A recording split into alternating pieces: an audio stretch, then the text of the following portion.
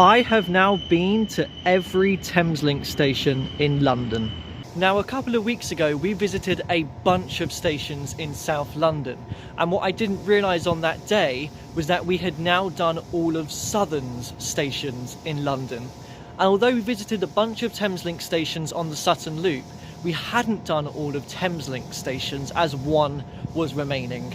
Loughborough Junction. No, Loughborough Junction, as I was saving it for today's walk. Before we set off for our walk today though, I just want to point out that this station first opened in 1864 as Loughborough Road, but these platforms didn't exist. They were instead over there on a curve towards Brixton. These ones opened later in 1872, as well as these over here at the same time the name changed. These platforms are now disused though, closed in 1925. The Brixton ones closed in 1916, and although it's no longer a junction station, the name remains. We start off today's walk by heading across Milkwood Community Park, which is going to bring me through to Ruskin Park, and it sits opposite Brixton Brewery, which was unexpected. I didn't know this was here.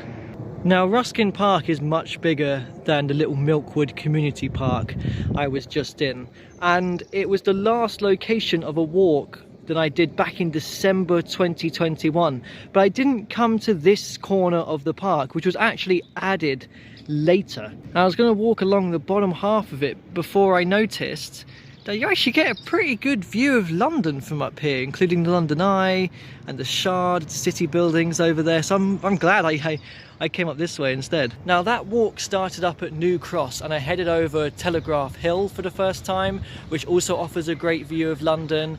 I wandered around Nunhead Cemetery, which is one of the Magnificent Seven, and I remember on that walk I picked up an unofficial tube map that someone made, I guess, at New Cross Gate Station, which, despite the fact that it was dated December 2021, it was out of date and there was a bunch of puzzles on the back and whatnot, which was quite strange.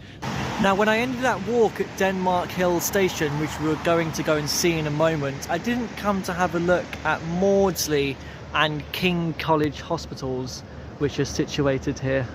Here's Denmark Hill Station, or the old entrance into it at least, which looks nice and has been turned into the Phoenix pub. It does also have a new entrance which opened back in 2021 actually, bringing step-free access to the station, which is good because, you know, it serves the hospitals. Ah, you'll find the old station master's house if you come over to the new entrance to Denmark Hill. There's a blue plaque up there telling us that it's been restored recently, 2023. This is Letsome Gardens, which I can only access if I'm a member. You pay £8 a year. I'm not a member, so this won't be a green space that I'll be ticking off today, unless standing outside it and peering in counts as a visit.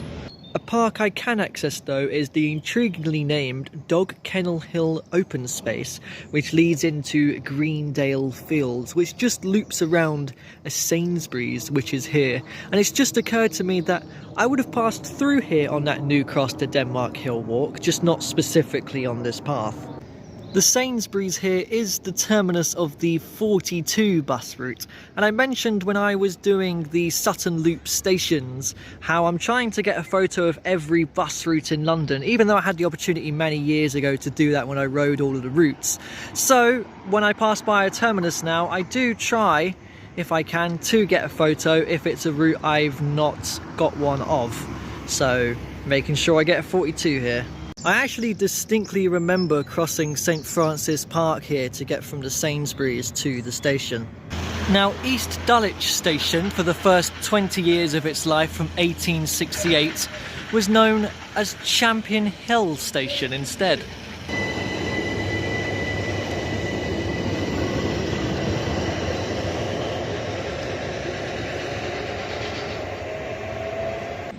Just cut across Goose Green. I'm loving the church building here. I've come into a place which I would imagine is pretty similar to Letsome Gardens, which I couldn't go in. This is the Centre for Wildlife Gardening, which is open from Sundays to Thursdays. It is just a nice little wildlife haven tucked at the back of an estate. Quite nice. I've got another little park now. This is McDermott Gardens, which I believe is situated on an old bomb site from World War II. And passing through here will now lead me through to Peckham. This is Peckham Rye station, designed by Charles Henry Driver, the same architect behind Denmark Hill station and Battersea Park station, which we saw recently. It's quite a nice building. It's just a shame that it's quite cramped and this is the build up to it. This is very, very grim to walk through.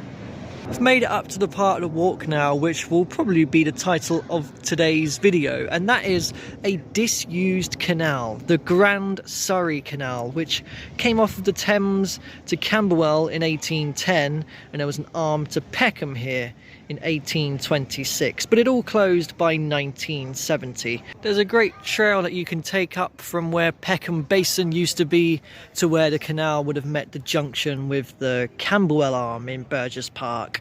So this is pretty cool because you have an old canal bridge here and you can very clearly see how there's a towpath to the left of it, and you can walk right down in the bed of the canal where the water would have once ran. The Grand Surrey Canal actually forms part of London's new long-distance footpath, the Green Link Walk, which will take you all the way up to Epping Forest from here. But first we've got to go underneath a second canal bridge. You can make out grooves on this bridge from horse-drawn barges pulling the ropes over the years against the wall here. I've reached a point where the Peckham arm would have met the Camberwell arm of the canal, and they both would have headed in that direction towards the River Thames, near to where Surrey Quays is nowadays. And we're going to turn left to follow the Camberwell arm through Burgess Park now. Well, it's not Peckham station, it's Peckham Rye station. And you don't show the overground roundel like you do for Queen's Road, Peckham. But then again, Peckham Rye itself doesn't actually show that outside of the station. Their sign even has an old Connex logo still. Oh, this one calls it Peckham Rye. But then it also calls Oval Kennington Oval, which it isn't. I mean, you have Kennington station separately. I've walked many disused railways before, but not as many disused canals because there just isn't as many. But I find coming across remnants of both of them to be equally as fascinating, and I just like that it's almost like a hidden secret in plain sight. I wonder if there's people who walk underneath them bridges and don't realise what it used to be, don't realise that it's an old canal that they're walking. Speaking of bridges, here's another one here which would have went over the canal, nicknamed today the Bridge to Nowhere, because, well, what's the point of it? You just walk this path.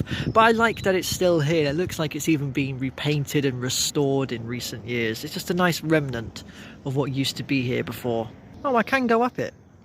Oh, okay. Yeah, it must have been restored then, because when I've come here before, I don't think I was allowed to come up here. How many people actually come up here and walk over this? I don't think many people do. I take it back. You do get a good view of the city of London from this direction as well, next to a very old council estate building. The juxtaposition there is odd. Oh, that's something I forgot to mention. There would have been an old Croydon canal which would have come off of this Grand Surrey Canal too. That's also disused now. I didn't realise it made such a sharp turn up to that point of the Thames. I thought it just carried on straight into there. The canal would have continued just a little bit more into Camberwell's Basin, which is just up there, but we're going to turn off of it now past this lime kiln, which is quite interesting, in front of a bunch of new apartments, to loop around and head back along the northern side of Burgess Park. There's a great number of plaques surrounding the lime kiln giving you facts. So this one here giving you information about what lime kilns are for. This one here about the Grand Surrey Canal, which we've been focusing on today. Barges on the canal would have unloaded raw materials here for the kiln, which closed in the 1960s. And the last one here talking about Burgess Park itself, and something which I was actually just about to mention. So until just after World War II, Burgess Park didn't really exist at all. It was all just streets and houses. And I, for one, am very glad that this has been turned into a huge open park. It really is quite massive, to be honest. I'm sure there's others out there who would probably say, think of how many houses you could build on this land, but look, there's loads being built around here still. So there might not be a canal through here anymore, but Burgess Park does still have water in the form of this lake here, and there's a great path which cuts straight across it. Should I do one of them classic clips where I set the camera down and I walk over it and I run back before someone steals it? Yeah, let's do that.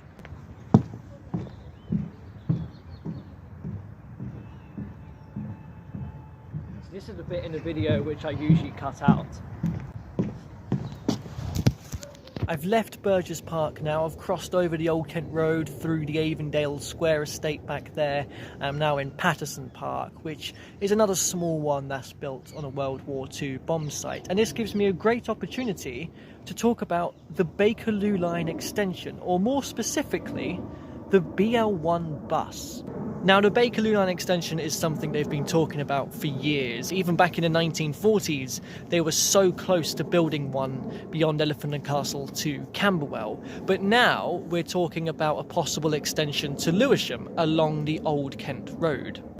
In the meantime, though, they are now consulting on a rail replacement bus for a railway which doesn't yet exist. It will be numbered the BL1 and will form part of this Superloop network. It will be an express bus that will stop at the proposed tube stations only along the Old Kent Road towards Lewisham.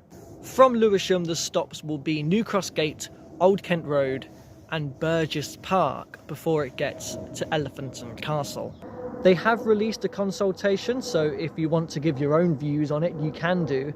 My suggestion, though, is if they want people to use it as an alternative to a tube line which doesn't yet exist, then do something like the Hopper Fair or an outer station interchange, where if you touch out at Waterloo or Elephant and Castle on the tube and you touch on a BL1 bus within a certain amount of time, then it should be for free, as it's just a continuation of your tube journey technically, right? Because with the new Superloop route through the Silvertown Tunnel coming very soon, that's also going to be for free.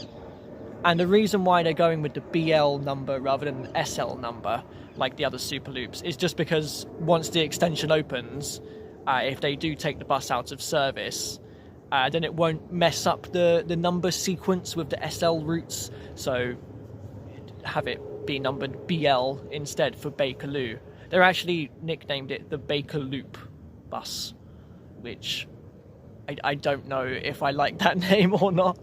I'm sure once it's in service, I might as well do a video where I ride the BL1 from Waterloo to Lewisham. Cat. I've come over to the possible site of Burgess Park station. I think it might take over them outlets over there, or it could be the big Tesco, which is here on the Old Kent Road. It's also the terminus of the 415 bus route, and back in the day the 168 as well. I'm just waiting basically for a bus to show up so I can get a photo of it. Passing along Mandela Way, which is quite industrial. There's a bunch of dial-a-ride vehicles over there. That must be their depot. Oh, well, that sign pretty much confirms it. They have the original purple roundel, don't they, before the Elizabeth line? On the junction of Mandela Way and Page's Walk, you have this strange little piece of land here, which once would have housed a tank. The tank was nicknamed Stompy and was placed on this ground by someone who owned the land. The reason for it is that he failed to secure planning permission to redevelop it, so in an act of defiance placed a tank here with its turret pointing towards the council office buildings that denied him. The tank was removed a few years ago for restoration and it's not yet made a return. It was a bit of a local landmark around here. It's a shame it's gone, but there's an entirely new project here instead now. Apparently we've time travelled. If you take a walk up Page's Walk, you come across the site of the old Bricklayers Arms station, a now lost terminus station and goods depot here in London. Now, I was originally going to head further towards South Bermondsey today, but that would have been quite a bit of an add-on to this walk, and I didn't really want to do that. So instead I changed it. So when I visited South Bermondsey Station, when we were visiting all the South London stations a couple of weeks ago, I just didn't explore around that area then. And we actually went to have a look at the disused branch to Bricklayers Arms and even came across a piece of old railway track. I'm walking straight through the busy Bricklayers Arms junction now and under the flyover to reach Elephant and Castle, which will be the last location of today.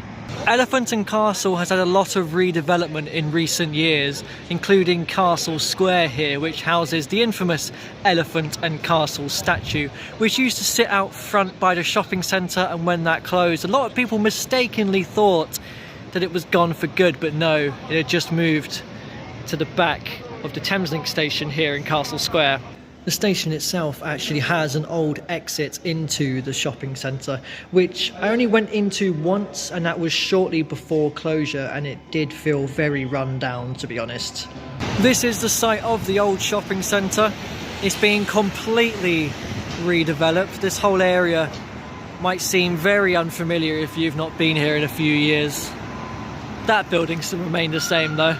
As well as the Thameslink station, there is also the tube station here, and I think a new station entrance is coming to provide step-free access. But the two lines which serve here actually have two distinct entrances. This is the Northern Line's one, and this is the Bakerloo line entrance, where one day, maybe, trains will go beyond here to Burgess Park, Old Kent Road, New Cross Gate and Lewisham. But trains now, like my walk today, terminates here.